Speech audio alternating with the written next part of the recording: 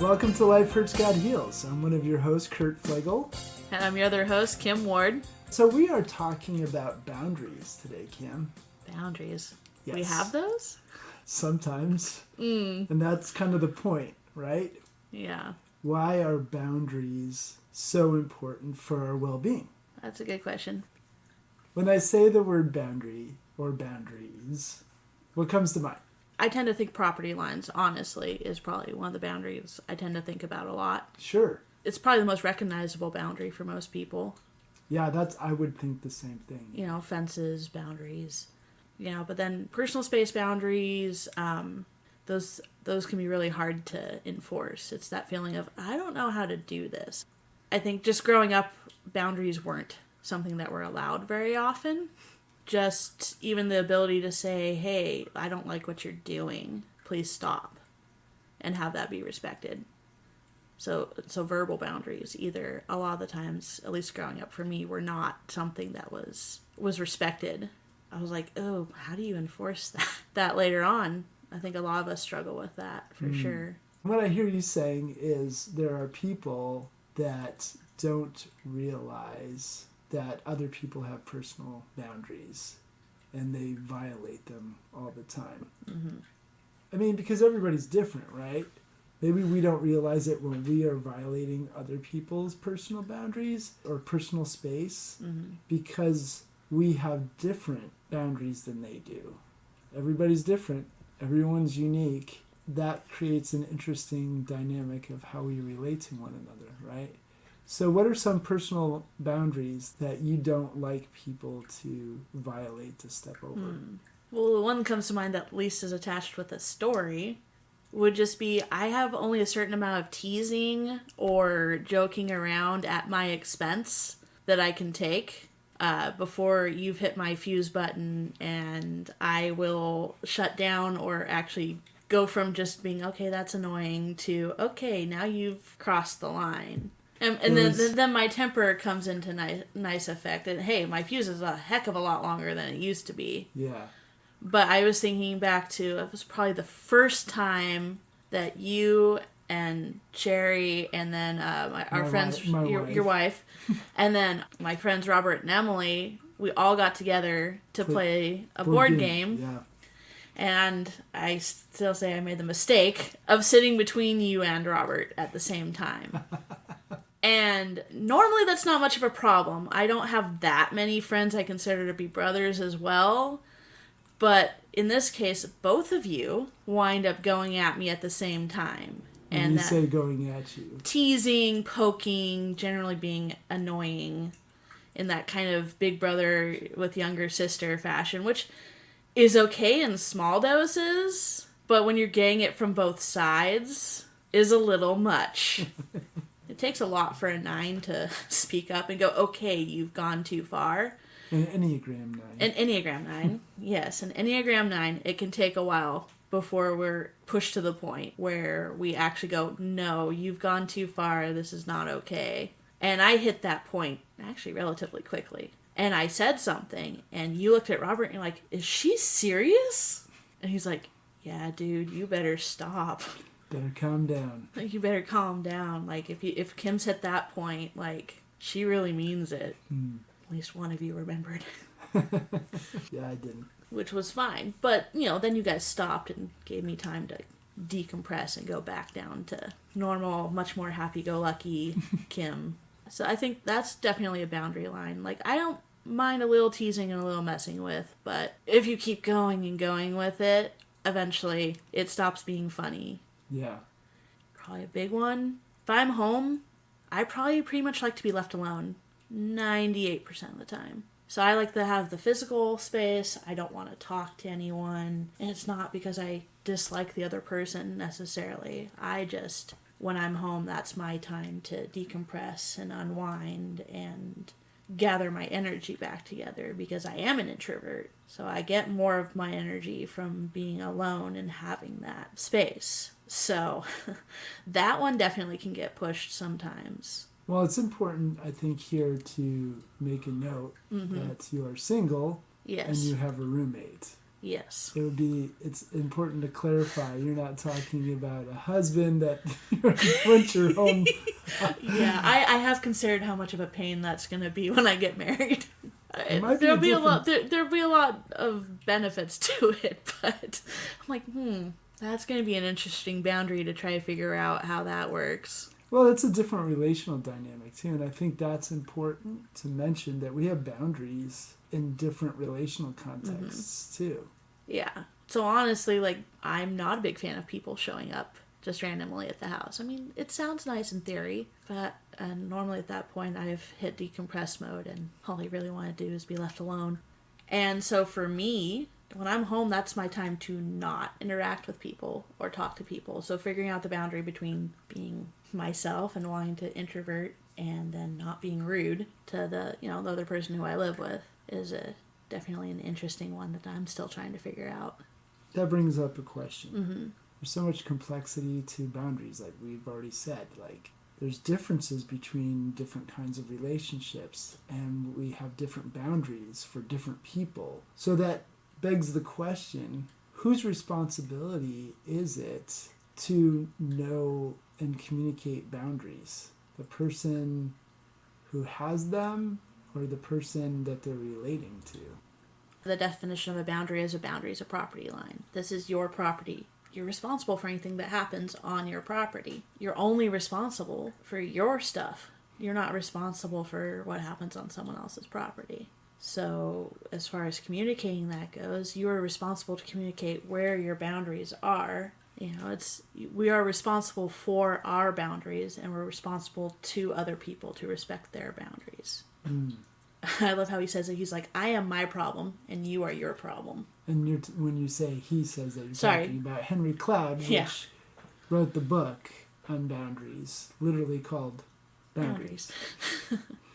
Yeah, I was listening to session 1 of a live thing that he video streamed on YouTube. So you said we're responsible for our boundaries, our property line. So what does that look like? What does our responsibility look like when someone crosses that? That's a big one. We're responsible to communicate that. To go, hey, this is what you did. This crossed this boundary line. I'm not okay with that. I need you to respect that. And that can be hard. A lot of us struggle with communication, as we've seen perfect examples of lately in our meetings.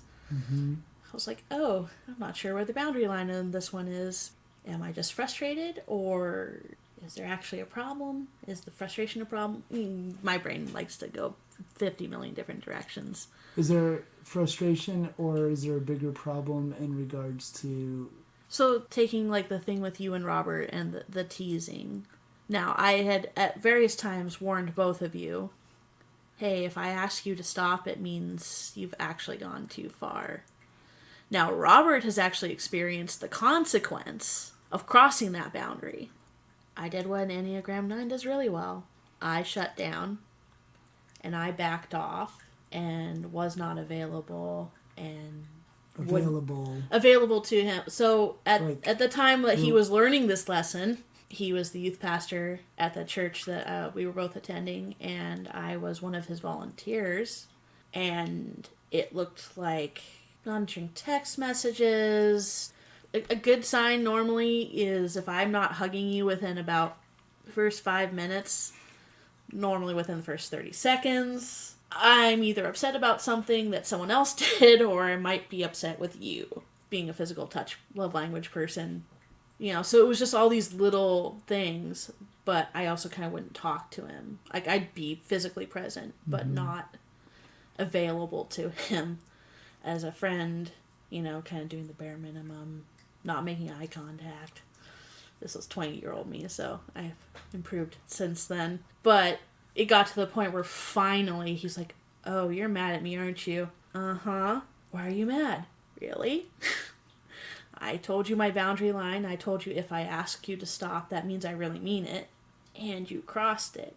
And so slowly over the next 17, 18 years, he got a lot better at it. To the point where he was able to warn you, dude, she's serious. When a boundary gets crossed for you, relational context, right? Someone does something that you don't like. What would happen? What are the consequences for you personally if it doesn't get resolved? Well, if it doesn't get resolved, which, let's be honest, tends to take me a while to resolve those things. Well, even to be honest with the person, right? Sometimes. Yeah. Well, sometimes. I think it depends on which boundary is being crossed, how easy it is for me to go, hey, what you did I don't like. Now, the teasing, I've gotten pretty good at having to set that.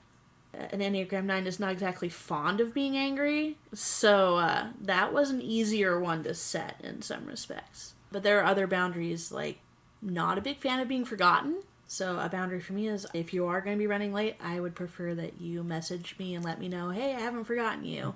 So that one I think can be a little bit of a harder one to go like, hey, you did that again. And of course, the longer you're in a relationship and the more someone does that, the more sensitive you get to it. Because I'm like, wait, how many times have I told you this? Is it easier to tell them when you're closer to them or harder? It probably depends on what space I'm in at the time a little bit. Because sometimes it feels like, dude, you're just being overly dramatic.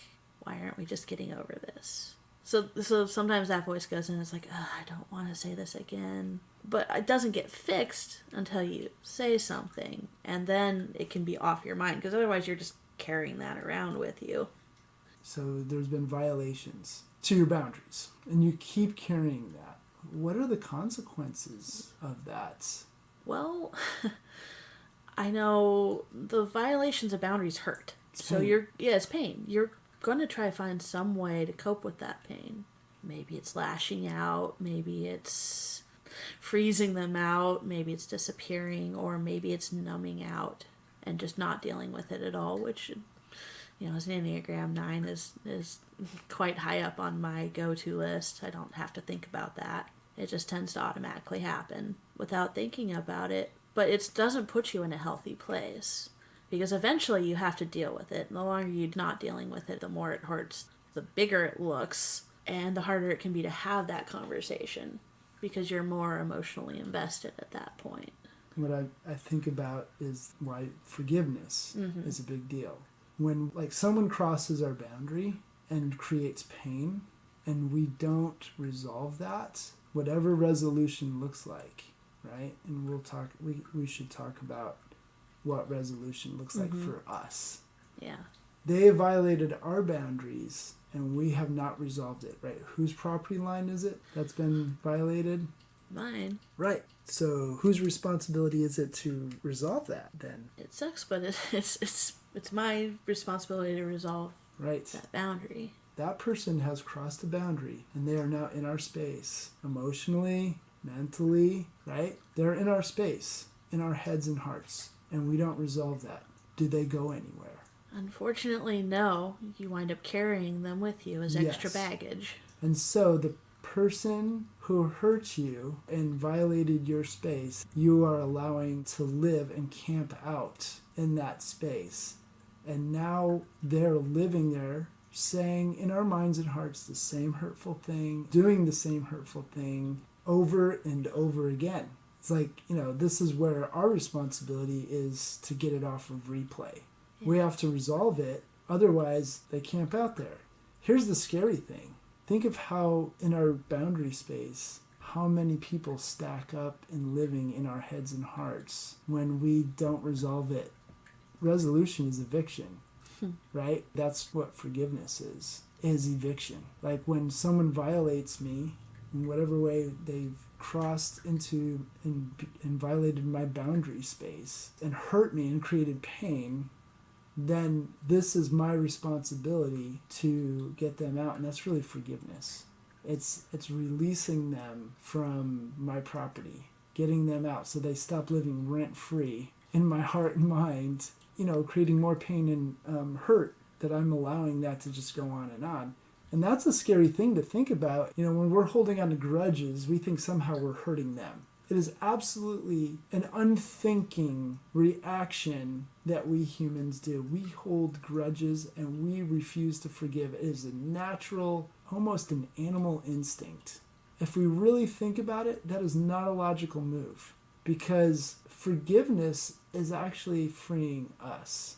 It is actually releasing and evicting people off my property. If I've got people trashing my house that I'm renting to, and I let that go on, is that logical? Not particularly. Right? I'm letting people stay in the property lines of my mind and heart who are trashing me. And I think, oh yeah, I'm going to hold that grudge and hold that in. I'm hurting me. I'm hurting my property. Mm-hmm. Like, this is my property that's being trashed over and over again. It makes no sense, and yet we do it all the time as humans.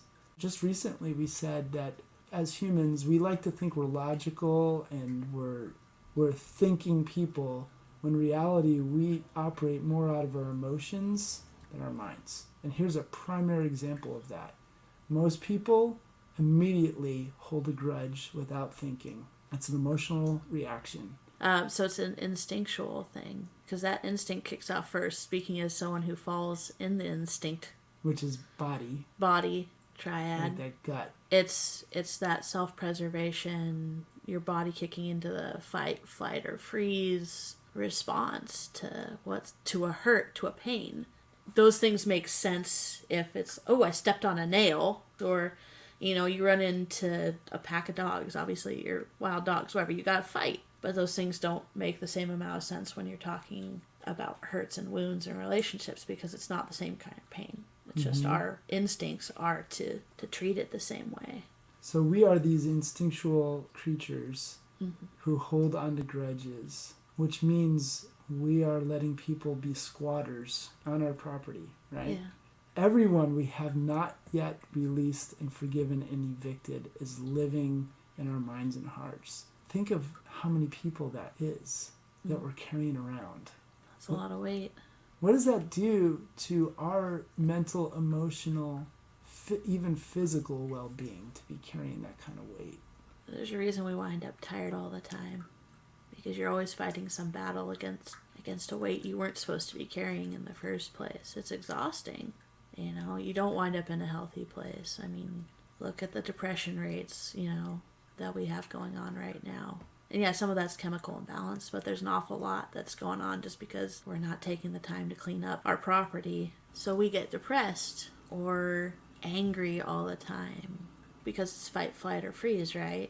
So you get people who numb out, which is kind of more of the depression side of it. You get people who flight, which also falls under that, trying to hide from it. And then you get the people who are fighting and they're angry because you're carrying all of that, feels like everything is going wrong. And everyone suddenly becomes the enemy. Yeah, that's an interesting symptom, right? Anger. I mean, what you're saying makes me think of personal experiences and what's happening nationally.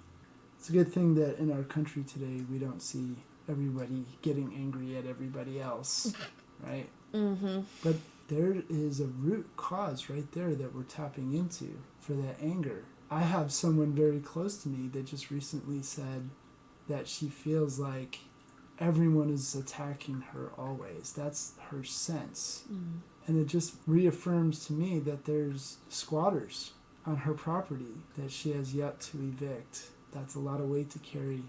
So here's another scary part of this. Mm. We're not just emotional, we're not just mental or physical, there's a spiritual component, right? Yeah. I just had a guy, Chris, who was our first co-host when we first started this.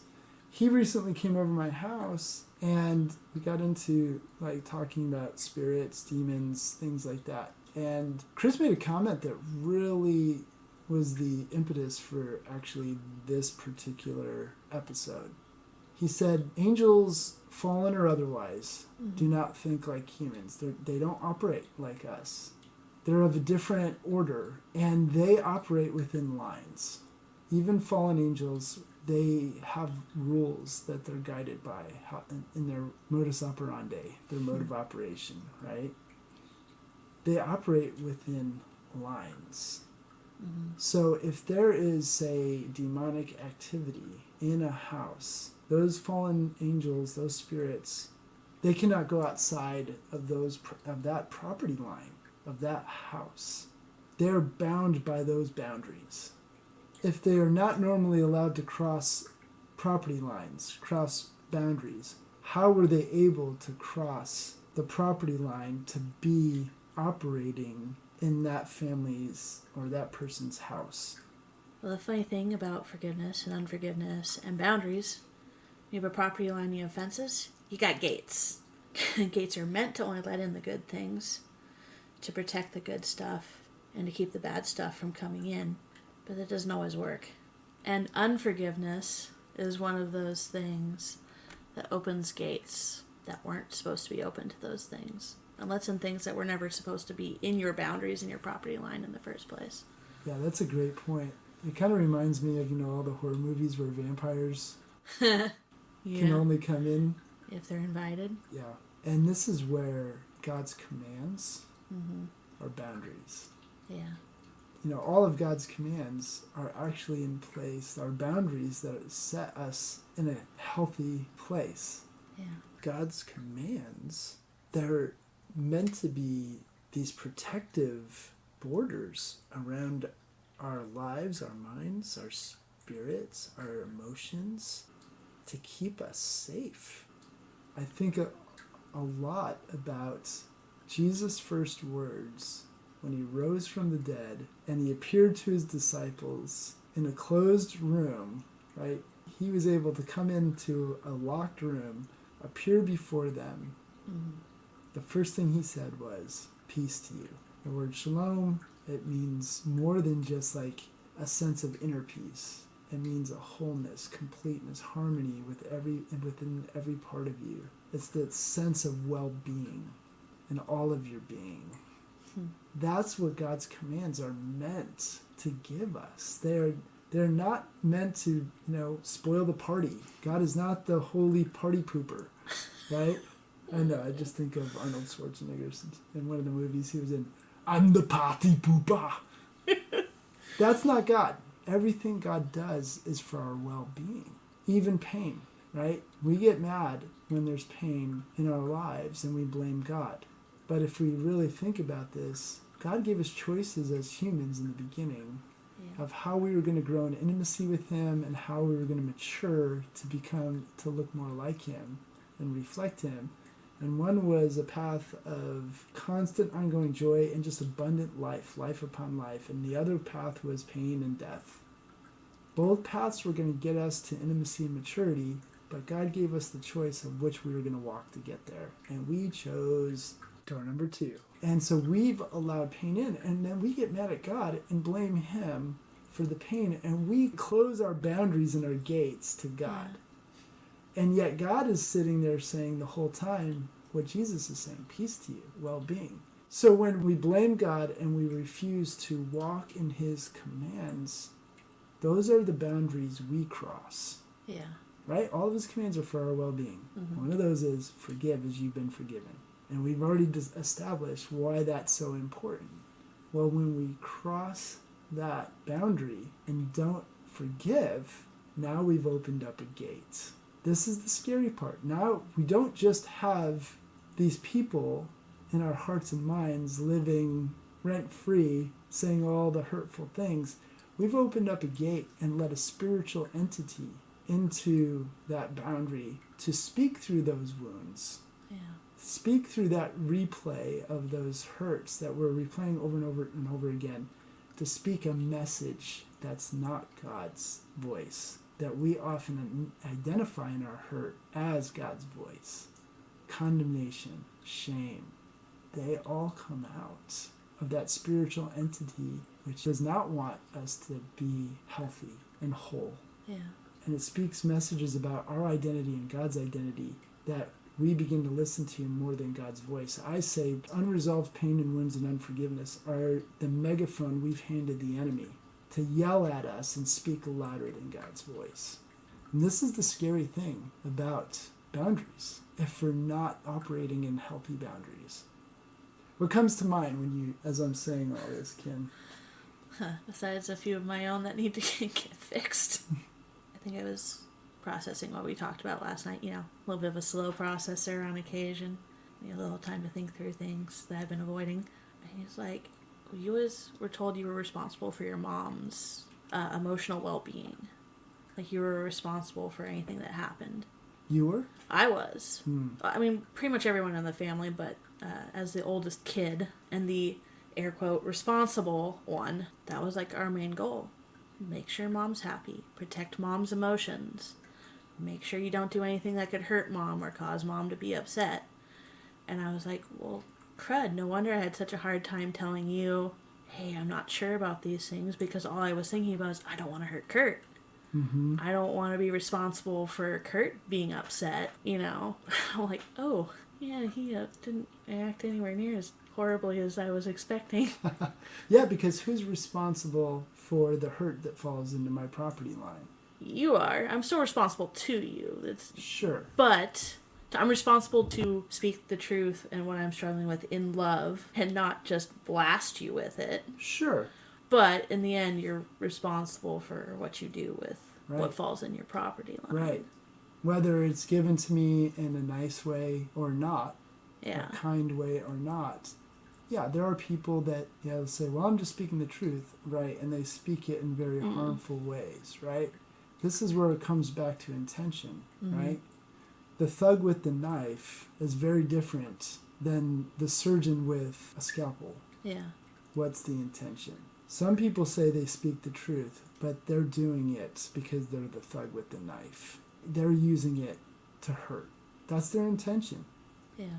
When we allow pain into this world and God uses it, the intention is always healing, to actually slice out the tumors, the sick stuff that's keeping us from well-being. Yeah. There's a Corey Asbury song, which is, it's one of those ones that I love the song, I love the message, but it also I'm like, oh, that's hard to hear. And it's called Faithful Are the Wounds of a Friend. Sometimes it's hard to remember. It's like, okay, they're not doing that to hurt you. They are doing that to help you heal. That means you have to go to those places. Back when I was doing youth ministry full-time, well, more my full-time gig, I remember that was something like a lot of the kids were really, that was, we're talking 98% non-churched kids, and it was something that a lot of them were really struggling with and asking questions about. And I was like, I had no idea how to answer them. This is like 25-year-old me who doesn't like pain and is much less healthy than 37-year-old me. And I found I think it's called The Problem with Pain by Philip Yancey. He was talking about leprosy. And the problem with leprosy is that it deadens the nerves. So you can't feel pain. And most people will be like, oh, you can't feel pain? That's awesome. But it's actually a huge problem. Because that means that any little cut, you don't notice the cut, it gets infected. You get gangrene. You lose limbs. You wear the wrong, we wear the wrong size shoes, and it hurts our feet. And we notice. They don't. People have lost toes. People have had to have the whole foot amputated. All of this stuff. He was talking to someone who they'd spent millions and millions of dollars trying to replicate pain sensors for people with leprosy, to try to find different ways, like a beeping noise. Like, oh, you're touching something hot, like a beeping noise goes off. And it didn't work. And it didn't work not because the noise should have been effective, but because it wasn't enough to stop someone. It took physical pain to stop them from touching the stove. For me, of course, it brought back all sorts of memories because I've actually been to a leper colony. Wow. In Dominican Republic. And it's horrendous. It was one of the most heartbreaking things that I saw in that 2-month span of time, was these people who were so isolated and so broken, and any little thing could become life-threatening, all because they couldn't feel pain. What I hear in that is there's a big difference between pain and harm, right? Yeah. Again, back to the surgeon with the scalpel. That is about causing pain to reduce harm. So going back to your mom, the message you received as a kid was you were responsible for her pain. And you feel responsible for other people's pain. And now, in this, you're learning the difference, right, between the boundaries of what is yours and what isn't. Is that correct? Yeah. Apparently this is an extremely new revelation, so... No, but that's where we're living, right? Really, discipleship and following Jesus is God making something clear and us stepping in obedience. That's it. That's all this is. Take the next step. Here's what's interesting. We've just talked about when we cross boundaries, we open gates and invite things in unknowingly. Because that doesn't mean every time we don't forgive someone that we've allowed a fallen angel, demonic presence into our minds and hearts. It doesn't happen every time. Just like not every time you leave the front door to your house open at night is something unwanted going to wander in, like whether it's a raccoon or a burglar, right? Yeah. But how many times are you going to leave the front door to your house open to risk that?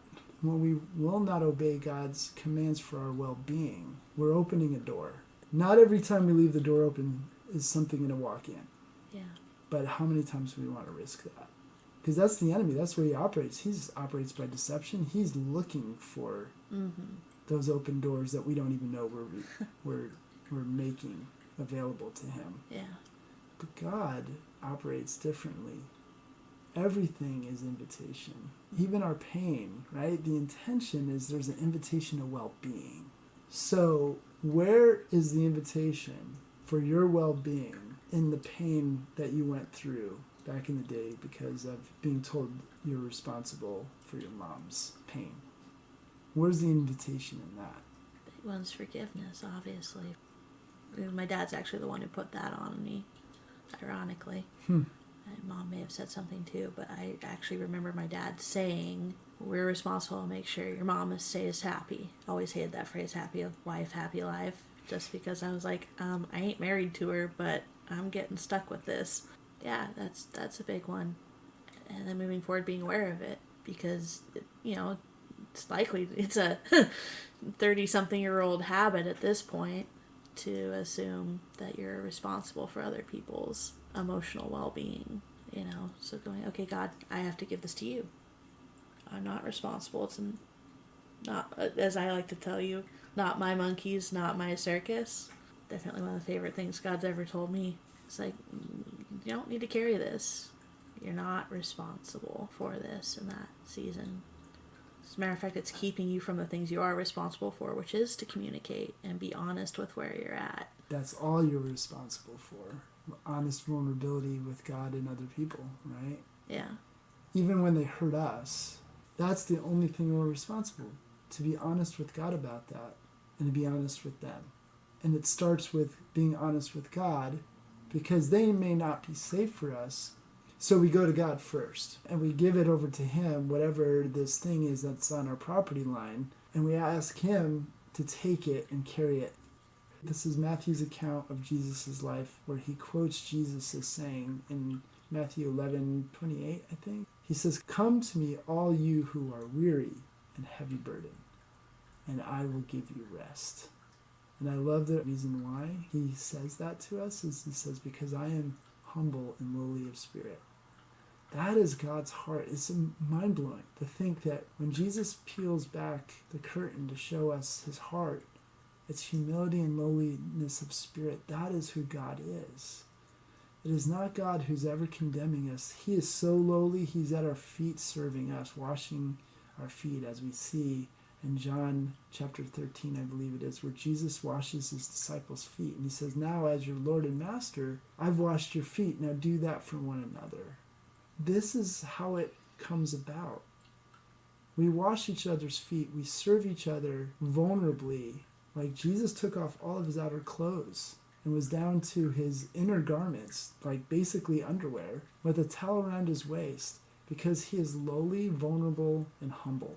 And he says this is the way you are to walk. And the only way we can do that is we continue to accept his invitation to come to him with all of our burdens, right? And we just said, right, when our property line is filled with people we haven't forgiven, that's a heavy weight.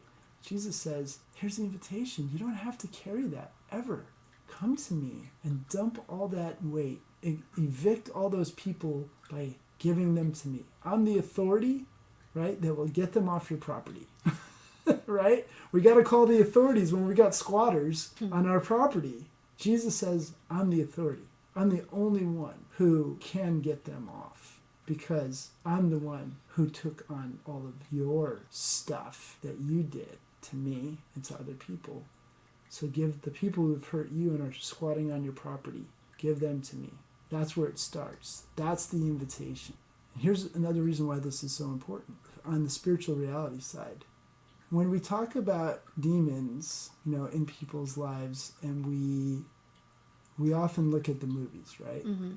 Most of the time when people are being attacked by demons, what's usually the movie about? Possession, right? Possession. What if maybe our idea of possession is a little bit confused, right? What if we're the ones who are possessing on our property line? Who has let those people that we haven't forgiven live there? Us. Yeah. Who's possessing who, right? Yeah. So you know what another word for unforgiveness is? Obsession. We're obsessing over what they've done over and over and over in our mind. And in that obsessing, we are possessing them. And because we have not obeyed God, obsession is a really dangerous thing. It actually pushes God out. We're not thinking about God or his invitation, well-being, when we're obsessing about other people and other things. And so what we're doing in obsessing is we're possessing them, and we have left a door open for the enemy to come in. That means we have the ability to stop obsessing and stop possessing. We are not a victim. We can let these things go. And Jesus gave us an invitation, which means if God has an invitation for us, that means there's free will involved. Mm-hmm. That means we have the ability to accept the invitation, evict the people who are on our property lines, be free of the weight, and begin to live in the well-being that God has for us. We are not victims. We are the ones doing the obsessing and possessing, and we have the free will to stop. Every thought, every feeling in me is like a plane flying into land. We are not victims. We are the air traffic controllers of our property. This is the airport. Yeah. My property is the airport, and I get to tell which planes, which thoughts, and which feelings to stay, and which ones to keep going. Yeah. What do you think about that, Kim? Maybe a clarifying point is the thoughts come. It's whether or not you let them land. Right. Because too many people go like, well, I had the thought. But you don't have to follow it all the way through to the landing and then give it space to park. It comes in, sure. Yeah. You had the thought, but does the thought have you? That's your choice. As the Bible says, take every thought captive, which means it's possible, first off. It was just like, well, you are kind of what you're experiencing. You are what you think. And so, you keep thinking those things, and they pretty well almost never lead anywhere good. No. Because the ones that like to land like that are rarely the good planes carrying good cargo. The 747s that are the bad thoughts fly in a little faster and come in a little stronger, so they're easier to land. It's like, well, they're taking up all the space. Now there's no room for the good things to park. Right. Even in the middle of talking about, the conversation we had yesterday, and then realizing that thought process for me started like on the 27th of September. There was a lot of wrestling and a lot of thoughts and a lot of, well, quite frankly, freaking out because, it was my responsibility. I didn't want to hurt you. And how am I supposed to tell you I'm not feeling the same way about this when you're so excited? Mm-hmm. Just getting stuck in it to the point where God's like, okay, fine, we're going to break this off and we're going to use dreams that are going to freak you out even more in the short term. Talk about the short-term pain of feeling all these emotions, because two of the dreams especially were really upsetting for me. Like, I would get emotionally, I would go to process them for 9 hours, which is my record for that. And about the first 5 hours was me just trying to get near that to process it, and I couldn't do it. Like, I would go near it and I would get emotionally upset, and I was like, God, I don't even know why I'm upset. I'm just upset. And the second I get upset, I can't focus on you, because all of a sudden I've got all these other thoughts and emotions and feelings, and let's bring up things from 10 years ago into that. Finally, he's like, okay, why don't you set that down? We'll deal with it later. You fought through it and you didn't go to sleep, so let's count that as a win. But he's like, let's turn our focus to something good. So you're feeling frustrated with Kurt? Okay, well, let's write him a letter telling him everything you appreciate about him and love about him. Which I did appreciate. It worked out. But it was that turning. It's like, okay, you had to take those thoughts captive. You had to take those emotions captive. Took me 5 hours to do it. to at least get a start on it. And then God's like, was the pain worth it?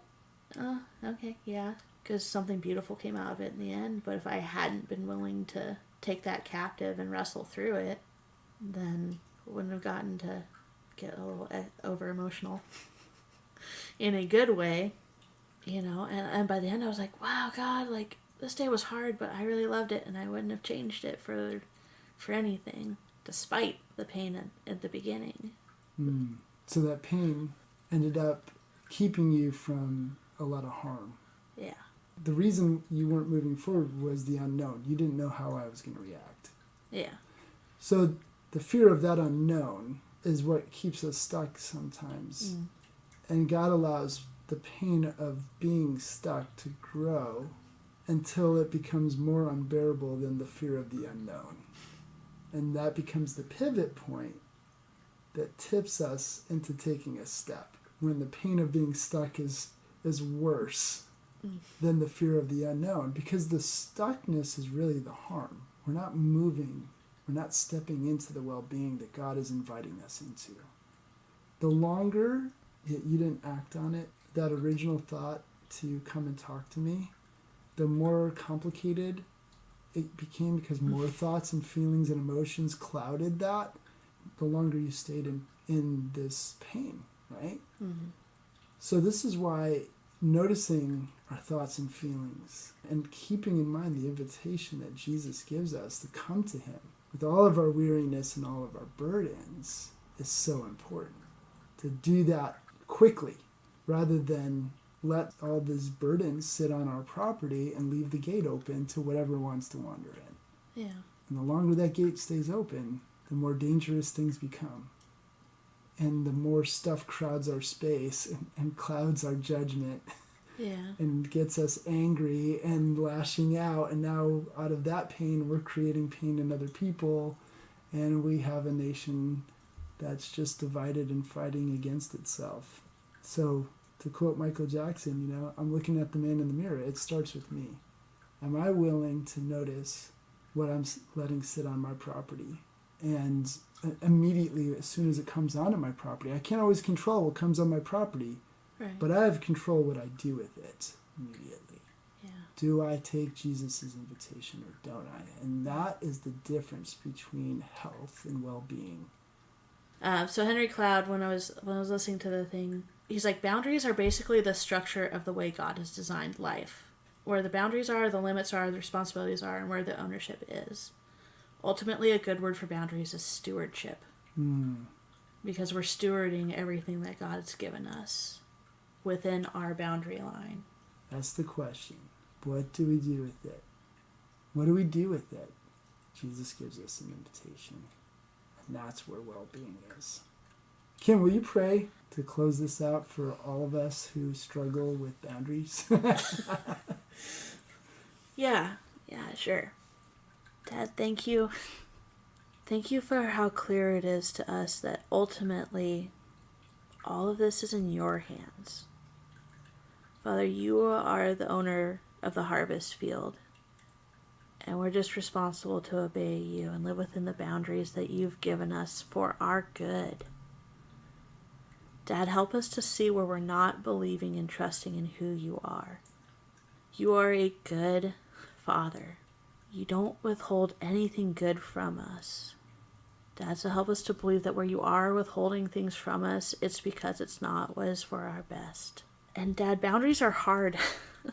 It feels like they're really hard sometimes to know where to set them within ourselves and how to express them. But Dad, you've given us the best invitation of all, that we get to come to you with all of this. And where we don't know what to do and where we don't know to put the boundary lines, Dad, all we have to do is come to you and ask you to show us. Dad, you are faithful to answer. You've promised that if we ask you for wisdom, you will give it to us.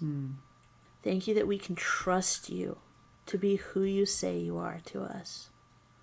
And I just ask that you would give all of those listening, and Kurt and I as well, Father, a better picture of who you are and who we are, so that we can steward what you've given us well, so that we can remember that we are your kids and that you have given us authority to set boundaries, and that we get to hold our thoughts captive and that they are not holding us captive. Yes. Dad, help us to walk in your truth in this matter, because we're your kids. Dad, you are the Father of lights, and you say that we are your children. Just reveal more and more of yourself to us, Dad, because we need to see ourselves reflected through your eyes first. And we ask this in Jesus' name. Amen. Amen. What I heard in that was the invitation we have to take every thought captive. It's a command, an invitation. It's a scripture. Take every thought captive to the obedience of Christ. And who Christ is the one saying, peace to you, shalom, well-being to you. Take every thought captive to the obedience of the one who is the Prince of Peace. That's beautiful. Thanks, Kim, for this conversation. Thanks, Kurt. Thanks so much for listening to this episode of Life Hurts, God Heals. Before you go, let me ask you a question. Are you stuck in any way in your life? Whether it's being stuck in past wounds that you can't seem to get over, or whether it's just being stuck in certain patterns of thinking and behaving now that you just can't seem to get past, or you feel stuck when it comes to the future. You want to know what God has for you and how to move into that. Well, let me help you with that.